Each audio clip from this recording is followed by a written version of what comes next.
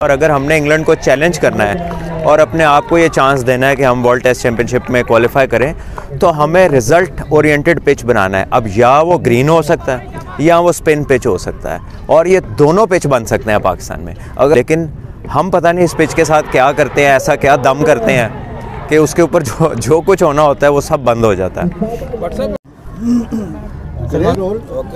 सलमान भाई, अंडर 19 का टूर्नामेंट हो रहा है, बच्चों के लिए कितना फ़ायदेमंद है? सामने देखिए, अपॉर्चुनिटी जितनी भी मिले यंग प्लेयर्स को एक्सप्रेस करने की, अपनी एबिलिटीज़ को, अपनी स्किल्स को दिखाने की, उतनी अच्छी है। हेल्दी एक्टिविटी भी है, और ऑब्वियसली क्रिकेट का सीज़न भी जो है वो चल रहा है, आगे PSL भी आ रही है, तो जितनी यूथ जो है वो अच्छी एक्टिविटीज़ में इंडक्ट होगी उतना ज़्यादा अच्छा है। सो आई थिंक अभी क्लब क्रिकेट एज सच पहले की तरह तो है नहीं, तो ऐसे में ये जो शुएब भाई ने करवाया है, शुएब डार साहब ने, ये टूर्नामेंट, इसमें बहुत सारे यंगस्टर्स को अपॉर्चुनिटी मिली है अच्छी क्रिकेट खेलने की। एक अच्छा टूर्नामेंट हो रहा है, सो आई थिंक एक बहुत शानदार अपॉर्चुनिटी है सबके लिए। क्वेश्चन ये है कि अभी जो फर्स्ट 11 है, आपकी राय क्या है, इसमें चेंजिंग की गुंजाइश है? क्या चेंज होनी चाहिए? अगर आप अपने तजर्बे से क्या कहना चाहेंगे, टीम में क्या तब्दीली होनी चाहिए? देखिए, बात यह है कि आप अपने एक्सपीरियंस प्लेयर्स को खिलाते हैं टेस्ट क्रिकेट में। यासिर शाह से अच्छा कोई स्पिनर नहीं है आपके पास। नुमान रेगुलरली परफॉर्म करे, आपने नुमान को मैच नहीं खिलाया। आप नए सेट ऑफ स्पिनर्स पे चले गए और जाहिद को आपने मौका दिया, और उसका रीज़न ये दिया कि वो क्योंकि क्यू में लगे हुए थे। ये कब से रीज़न बन गया कि कोई क्यू में लगा हुआ तो उसको हमने क्रिकेट खिलानी है? आप तो पिच देखते हैं, अपोजिशन देखते हैं, फिर आप स्ट्रेटजी डिज़ाइन करते हैं, उसका क्यू से क्या ताल्लुक होता है? अगर आपने इब्रार को टीम में लाए थे फॉर्म की बेसिस पे कि वो सबसे ज़्यादा विकेट्स लिए हैं, तो फिर इब्रार का खेलना बनता है। ये तो नहीं देखते कि पिछले साल से टीम के साथ कौन है। ऐसा कब से होना शुरू हो गया दुनिया में? तो जो पहले टेस्ट में तो टेस्ट मैच भी नज़र आया, वनडे की गेम भी नज़र आई, T20 भी नज़र आई, पाकिस्तान हार गया। तो ये सेकंड में क्या आप देख रहे हो, क्या होना चाहिए? देखिए, अब इंग्लैंड का जो स्टाइल ऑफ प्ले है वो है अटैक करना, और जितना पिच बैटिंग के लिए अच्छा होगा वो उतना उनके स्टाइल को सूट करता है।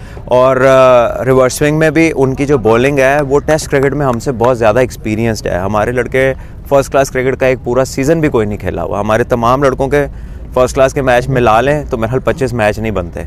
तो ये बहुत बड़ा डिफरेंस था जिसे एक्सप्लॉइट किया इंग्लैंड ने। और अगर हमने इंग्लैंड को चैलेंज करना है और अपने आप को ये चांस देना है कि हम वर्ल्ड टेस्ट चैम्पियनशिप में क्वालिफाई करें, तो हमें रिज़ल्ट ओरिएंटेड पिच बनाना है। अब या वो ग्रीन हो सकता है या वो स्पिन पिच हो सकता है, और ये दोनों पिच बन सकते हैं पाकिस्तान में। अगर कोई ये कहता है कि जी पाकिस्तान में पिच नहीं बन सकता, तो इसका मतलब है कि ठीक ठाक नॉलेज की उन्हें कमी है और इल्म नहीं है कि पाकिस्तान में क्या होता रहा है। अभी पीछे साउथ अफ्रीका सीरीज़ का फ़ैसला हुआ है, इसी पिंडी की ग्राउंड पे आपने देखे डोमेस्टिक मैचेस का कितना फ़ैसला हुआ है। इसकी 20 साल तारीख निकाल लें, मेरे ख्याल 20 मैच इधर ड्रॉ नहीं हुए 20 साल में। लेकिन हम पता नहीं इस पिच के साथ क्या करते हैं, ऐसा क्या दम करते हैं कि उसके ऊपर जो कुछ होना होता है वो सब बंद हो जाता है। बट साहब, इसके बाद कह दिया है कि ड्रॉप इन पिचेस का मनसूबा वो ड्रॉप नहीं है, वो बल्कि एक्टिव है। तो ड्रॉप इन पिचेस पाकिस्तान में काम करेंगे? मेरी ख्वाहिश है कि आप सब में से कभी कोई उनसे पूछे कि ड्रॉप इन लगती कहाँ पर है। दुनिया में ड्रॉप इन जब लगाई जाती है तो इसका मकसद क्या होता है? ड्रॉप इन बेसिकली अगर आप गूगल भी कर लें तो वो वहाँ लगती है जहाँ पे मल्टीपर्पज़ ग्राउंड्स होते हैं। कोई डेडिकेटेड क्रिकेट स्टेडियम के अंदर ड्रॉप इन नहीं लगी हुई आज तक पूरी दुनिया में।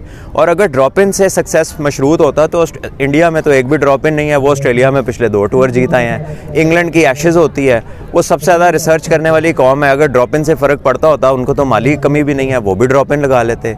न्यूजीलैंड में ड्रॉप इन्स लगी हुई हैं बेशुमार। न्यूजीलैंड आज तक ऑस्ट्रेलिया में जाके नहीं जीती। तो काउंटर क्वेश्चनिंग प्रॉपर हो तो बड़ा उनसे भी पता चले ना कि ड्रॉप इन का मकसद क्या है। और अगर हमारा मकसद ड्रॉप इन पे तेज़ और बाउंसी पिचेस बनाना है, तो फिर जो पिच जिसमें थोड़ी बहुत जान है हम तो उसको भी स्लो कर लेते हैं जब पिंडी स्टेडियम की बारी आती है। तो हमारी एक डायरेक्शन तय होने की ज़रूरत है कि हमने खेलना कैसी पिचों पे है।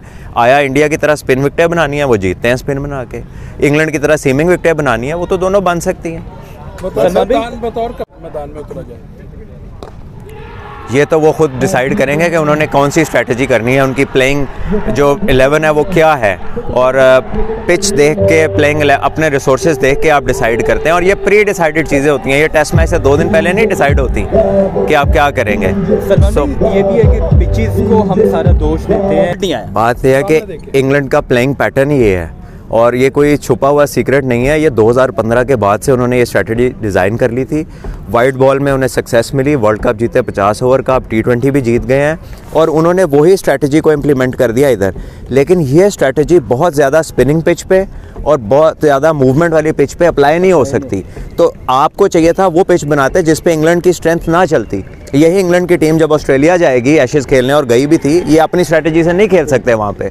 तो आप उनको जब चैलेंज ही प्रेजेंट नहीं करेंगे, पिच के अंदर कोई डिफरेंट सवाल ही नहीं पूछेंगे, तो वो तो खुल के खेलेंगे अपनी गेम। चीफ सेलेक्टर साहब भी कहते हैं कि जो डोमेस्टिक में परफॉर्म करते हैं हम उनको मौका देते हैं। हालांकि मीर हमजा भी है, उनको मौका नहीं मिला, उन्होंने अच्छी परफॉर्मेंस दी है।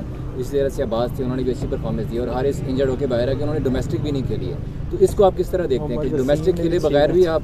देखिए, ये तो ऐसे एक बात ही है कहने की। डोमेस्टिक परफॉर्मर्स में तो कामरान गुलाम का सबसे ज़्यादा हक बनता है। उस्मान सलाउद्दीन इतने अरसे से स्कोर कर रहे हैं, तो वो लड़के किधर हैं? उनसे ज़्यादा तो प्रोलिफिक स्कोरर ही कोई नहीं।